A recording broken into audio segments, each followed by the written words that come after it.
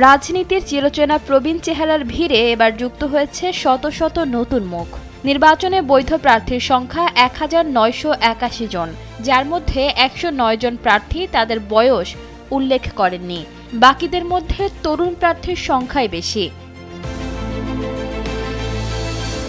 বয়স উল্লেখ করা ১,৮৭২ জন প্রার্থীর মধ্যে নবীন ও তরুণ প্রার্থীর সংখ্যা ৬৩৭ জন, অর্থাৎ প্রতি ৩ জনে একজন প্রার্থী এখন তরুণ, যা মোট প্রার্থীর ৩৪.০৩%।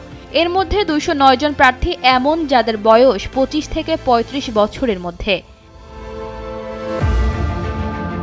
সবচেয়ে চমকপ্রদ তথ্য হল, নতুন দলগুলোর ওপর তারুণ্যের প্রভাব সবচেয়ে বেশি। যেমন এনসিপির ৯৭% এবং গণ অধিকার পরিষদের ৭৯ প্রার্থী তরুণ। তবে বিএনপি বা জামায়াতের মতো বড় দলগুলো এখনও প্রবীণদের প্রার্থী বেশি। বিএনপির প্রার্থীদের মধ্যে মাত্র ৬.২৫% তরুণ। তবে সংখ্যার বিচারে চমক দেখিয়েছে ইসলামী আন্দোলন। তাদের ৯৭ জন প্রার্থী ২৫ থেকে ৪৫ বছর বয়সী। শীর্ষ জাতীয় দৈনিক বিশ্লেষণে পাওয়া যায় এইসব তথ্য। এবারের মোট ভোটার ১২,৭৭,০০,০০০, যার মধ্যে ৫ কোটি তরুণ।